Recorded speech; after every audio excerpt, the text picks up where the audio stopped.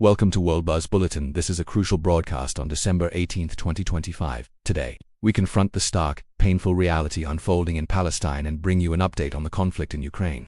The news you are about to hear is crafted to shed an uncompromising light on the ongoing suffering and the global imperative for justice.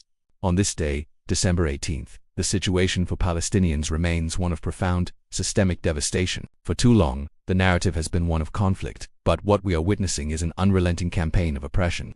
What human rights organizations have unequivocally documented as genocide, starvation, and mass displacement. In the Gaza Strip, a fragile ceasefire has brought only a temporary lull to the catastrophic humanitarian conditions. Basic necessities, food, water, medicine, and shelter are weaponized as part of an ongoing siege, starving an entire generation. Families face the impossible choice of freezing in unheated tents amid winter storms and floods, or succumbing to malnutrition, a deliberate policy that constitutes torture under international law. The picture is no less grim in the occupied West Bank. Here, the so-called terror attacks are, in reality, a campaign of violence perpetrated by Israeli settlers and forces, reaching the highest levels recorded in recent years. Israeli military raids are commonplace, resulting in the arbitrary killing and maiming of civilians, including children shot in their own homes. The illegal, rapid expansion of settlements, such as the alarming colonial plan for Jerusalem International Airport land, is a direct, calculated strategy to extinguish any hope for a viable, independent state.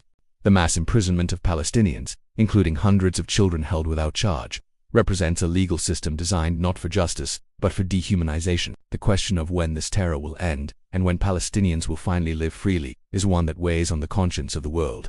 It will end when the international community moves beyond empty condemnations and enforces international law. It will end when the occupation ceases, when all settlement expansion is dismantled, and when the right of the Palestinian people to self-determination is a guaranteed reality. The current path of injustice is unsustainable, but the end of this suffering must be actively demanded, not passively awaited. Palestinians have demonstrated an unbreakable will for freedom. It is the world's duty to ensure that will is realized.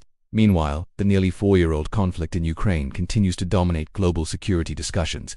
As of this week, US-led peace efforts have gained momentum, with President Zelenskyy and European leaders confirming that a peace plan is ready to be presented to Russia. The proposals aim to establish strong security guarantees for Ukraine, including a European-led multinational force.